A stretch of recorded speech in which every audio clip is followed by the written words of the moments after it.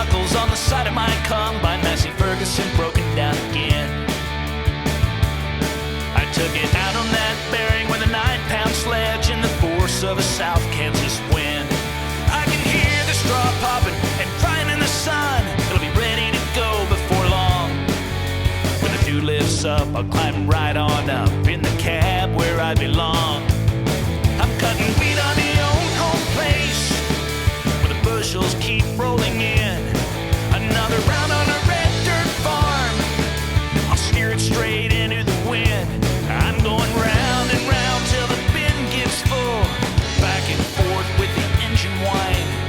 Terrace and corner, keep that line. I'm living 24 feet at a time.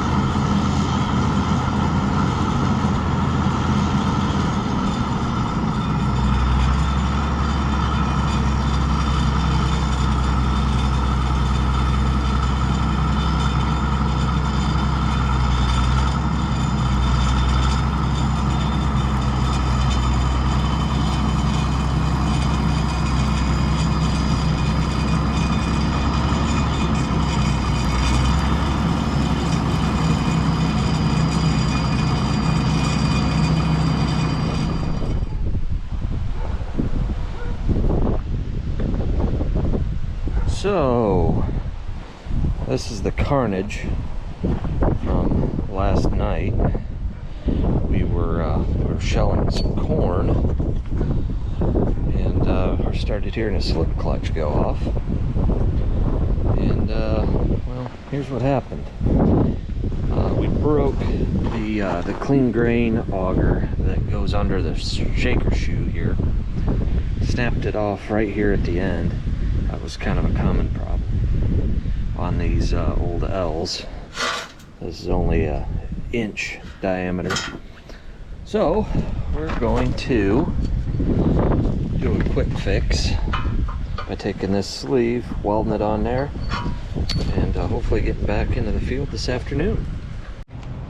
All right, so we've got an 8-inch sleeve here, so that means we want to put 4 inches of it on each side of the brake. That'll give us plenty of beef to make sure that this shaft stays straight when it's in the auger tube.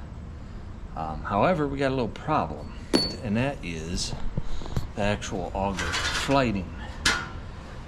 So what we need to do is cut off on this piece here, basically 4 inches of it need to disappear. And that'll be from right here on up. We'll just make a clean cut with the torch. On the other side over there, not quite sure how I want to handle this yet, because over there it's basically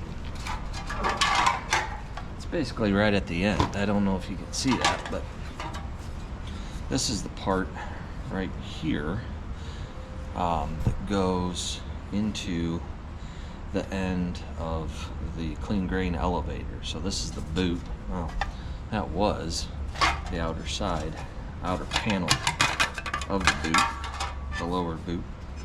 And you would have another one here. So probably what I'll do,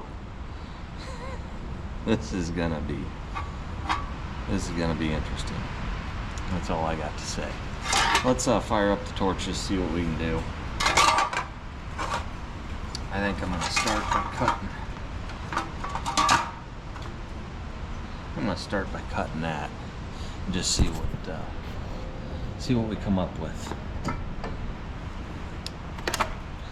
I don't know.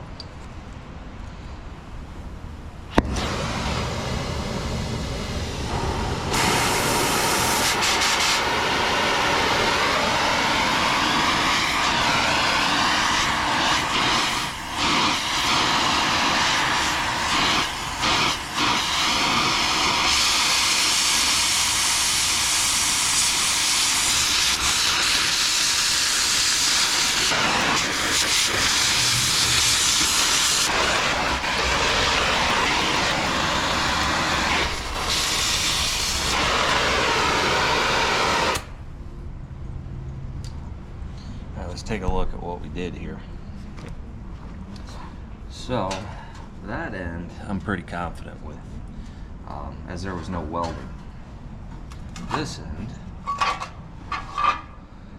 think we're gonna have to, I don't know if you can see that or not, but we're gonna have to grind that off, or maybe keep torching on it. I don't know which one I'm more confident with, honestly. Probably grind it. Alright, so now you see that sleeve installed on there, and basically now the next step is just going ahead and welding both sides of that sleeve. I left a little bit of the flighting down there at the end. I was told by a couple people that work on these combines, especially with as good a shape of that the rest of the flighting is in. I mean, this flighting looks brand new. We almost bet that this was replaced at some time. But basically, this stuff I can run my finger on and not get cut. That don't happen very often. I mean, that's about a 1/4 inch thick, I would guess. So this will get us through the rest of corn harvest. We have 80 acres to go. We didn't have much corn this year, but it's just a temporary fix. The rest of the shaft looks good. Our sprocket looks good here on the end. It runs the actual clean grain elevator. I got a new panel, like I said. In the off season, I'm gonna have to do an update. I think I want to put in either an 1.25 inch, 1.5 shaft.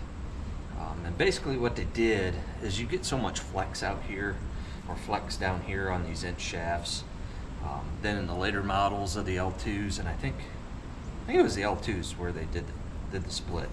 I'd have to ask my expert again, but anyway, into the L3s, it was all the heavier 1.25 inch. And I believe what he said they did is they just machined down the ends where the bearings are. The bearings were plenty heavy. That's not where the problem was. The problem was in the flex. So let's weld this up, get rolling.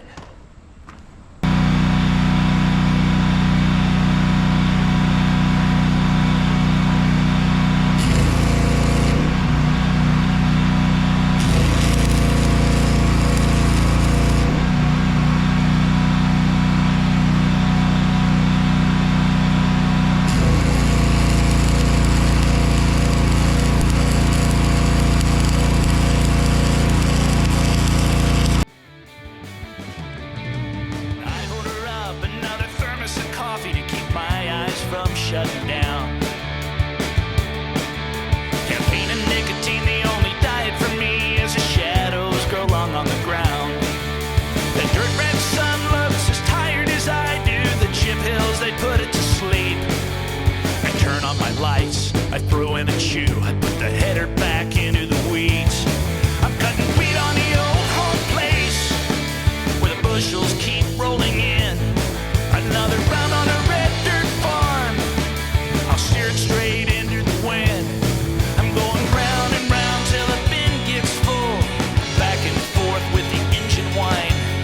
Terrace and corner, keep that line. I'm living 24 feet at a time.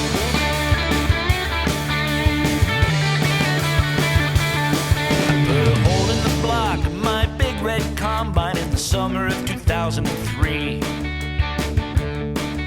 As I walked to the truck, I broke down and cried. That machine was like a brother to me. All my friends said go green and buy a John Deere. I told them they could go straight to hell. And June the next year, my 860 and me, we came